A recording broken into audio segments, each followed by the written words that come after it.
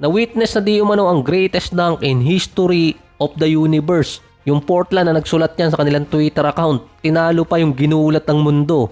After kasi yan ang 36-point game ni Shaedon Sharpe versus Wizards.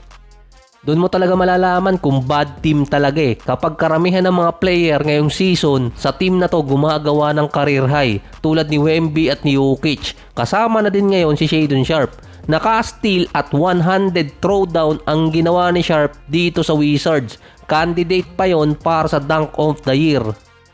Dahil sa panalo na yun ng Portland at dunk nitong si Shaedon Sharpe, medyo dumidikit ngayon yung Portland sa Phoenix Suns.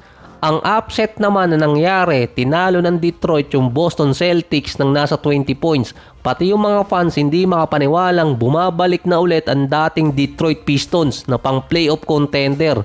Parang kailan lang gusto ng mga fans na ibenta na yung franchise.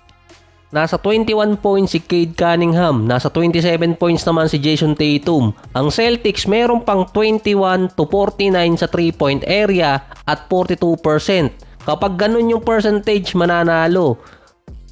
Yung tumatalo lang naman kasi sa Celtics, yung style din nila mismo. Dahil 62 to 20 sa points in the paint yung Detroit kontra sa Boston. Sinabi ko lang din last episode na abutan na ng Golden State yung Clippers sa top 6. Nanalo naman yung Clippers kontra sa Bulls. 30 points para kay James Harden. Si Kawhi, akala ko mawawala na matagal, nakabalik na rin. 17 points, 8 rebounds, 4 assists at 4 steal. Mahirap yung next 5 games ng Clippers dahil dalawa sa Lakers, tapos Suns, Detroit at Knicks. Pwede pang mabago sa standing yon after ng 5 game stretch. Ang Sacramento Kings naman, nakikipag-agawan na rin ang pwesto sa top 6 mula nang manalo sila sa Utah Jazz. 30 and 28 record sila ngayon. Lamang ang Kings sa series kontra sa Dallas. Kapag tumabla ang Sacramento sa Dallas, maaagawan nila ng pwesto. Yung dating magkakampi si Kyrie at si Kevin Durant, yung mag-aagawan naman sa last spot sa number 10.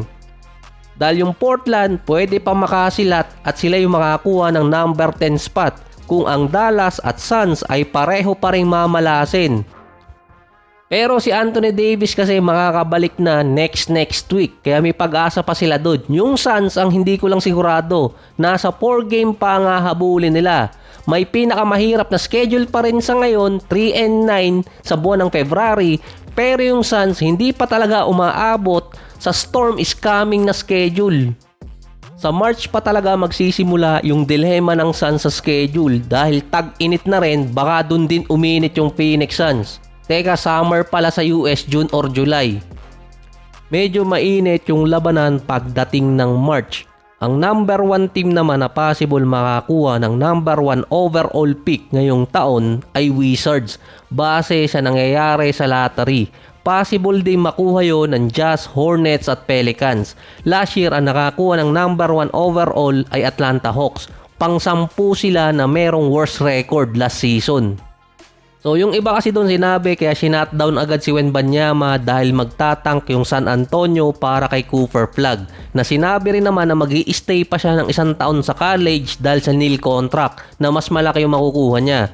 Pero yung mga teams kasi na possible makakuha ng number 1 overall, mga lower market team.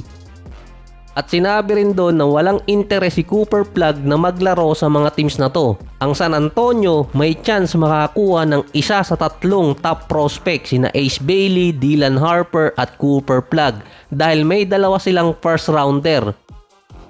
Yung mismong first rounder nila at yung galing sa Atlanta Hawks. Kung hindi pa nila ibinigay sa trade yung galing sa Bulls, baka 3 pa yun eh. Hindi lang kasi number 1 pick ang hahabulin ng mga teams ngayon. At least makuha nila yung nasa top 3. Ang Spurs kasi nasa losing streak. So pang number 9 yung San Antonio sa merong worst record ngayong season. Yung Atlanta Hawks number 11. Mas mataas pa rin sa kanila yung record ng Portland ngayon. Kaya lumaki yung chance ng San Antonio na makuha yung isa sa top 3 pick.